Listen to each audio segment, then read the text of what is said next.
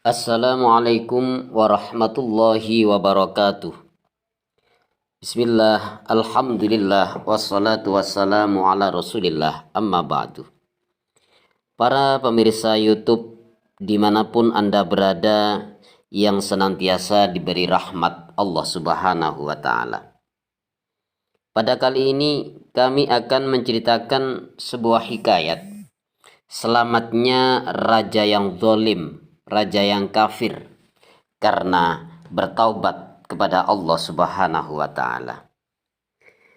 Diriwayatkan di dalam kitab tafsir Ibnu Katsir juz 1 halaman 682 diceritakan dari Abu Bakar bin Abdullah Al-Muzani. Ia berkata bahwasanya ada seorang raja yang sangat kejam,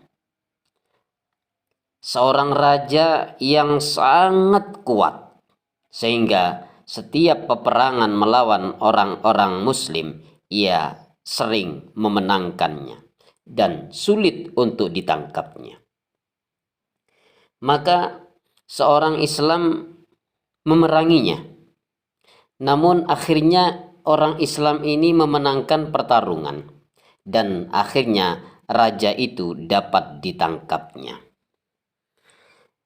Kemudian sebagian dari orang Islam berkata, dengan apa kiranya kita bisa membunuh raja ini? Akhirnya mereka sepakat agar digodok dalam sebuah dandang yang besar dan ditutup rapat-rapat di atas kepalanya. Akhirnya mereka sepakat terus menyalakan api di bawahnya. Raja itu digodok di dalam dandang merasakan panasnya. Maka ia memanggil berhala yang ia sembah. Wahai Lata, selamatkanlah aku. Hai Hubal, selamatkanlah aku. Hai Uzza, selamatkanlah aku.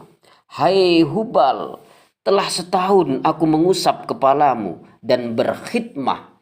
Ketika ia meminta perlindungan dengan memanggil-manggil berhala secara serius, maka apinya semakin panas, apinya semakin memanas.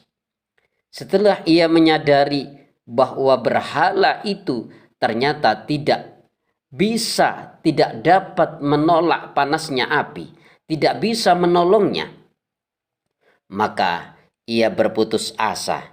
Lalu ia, seorang raja itu menyebut nama Allah dengan ucapan La ilaha illallah Muhammadur Rasulullah.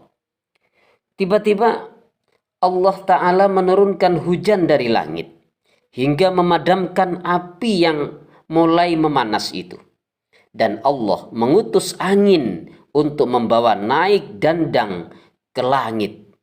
Raja yang berada di dalamnya itu diputar balikkan antara langit dan bumi dengan membaca kalimat La ilaha illallah Muhammadur Rasulullah.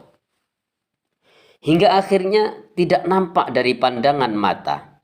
Dandang itu lalu dijatuhkan oleh Allah di satu negeri yang penduduknya belum mengenal Allah Subhanahu wa ta'ala.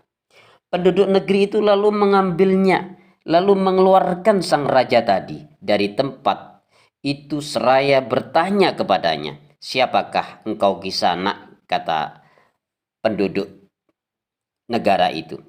Dan bagaimana ceritamu? Kok bisa seperti ini? Raja itu menjawab, aku seorang raja dari suatu negara. Perbuatanku dan agamaku begini dan begitu. Akhirnya ia bercerita panjang. Ia lalu menceritakan keadaannya kepada mereka sampai selesai. Setelah mereka memperhatikan ceritanya, merenungkan ceritanya, akhirnya mereka, orang-orang yang tidak mengenal Allah itu, pada masuk Islam semua. Ini disadur dalam kitab An-Nawazir lil Kulyubi halaman 26. Jadi dari cerita hikayat di atas itu, pintu taubat akan selalu terbuka selama nyawa belum sampai pada tenggorokan. Rasulullah Shallallahu Alaihi Wasallam telah bersabda, anna iblis hina bata ilal ardi qala wa izzatika wa jalalika la azalu agwi bna adam ma dama ruhu fi jasadihi. Faqala rabbu azza wa jalla wa izzati wa jalali la amna'uhu taubata ma lam yughargir fi binafsihi. Nabi bersabda ketika iblis diturunkan ke dunia, dia berkata, demi kemuliaan dan keagunganmu ya Allah, aku tidak akan henti-hentinya menyesatkan anak cucu Adam selama ruh masih berada dalam jasadnya.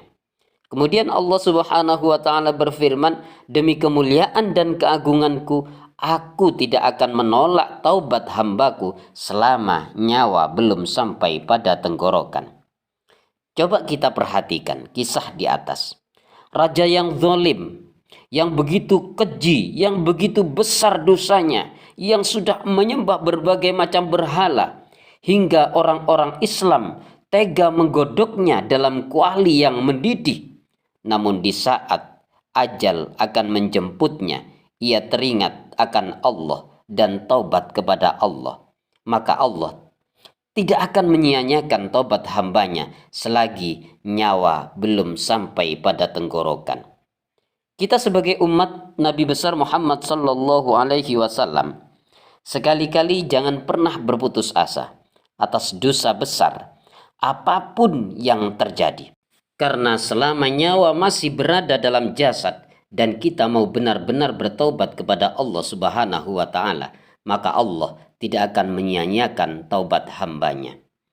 Untuk lebih memperkuat keyakinan kita agar tidak mudah putus asa dari ampunan Allah, mari kita simak hikayat berikutnya nanti. Insya Allah satu hari akan datang kisah taubatnya pencuri kain kafan yang diampuni oleh Allah Subhanahu wa taala. Demikian yang bisa saya sampaikan, mudah-mudahan ada manfaatnya, dan bagi para pendengar yang masih belum pernah subscribe, mari kita subscribe, like, komen, dan kami harap komentarnya, kritikannya, sarannya, masukannya. Demikian, mudah-mudahan bermanfaat. Wassalamualaikum warahmatullahi wabarakatuh.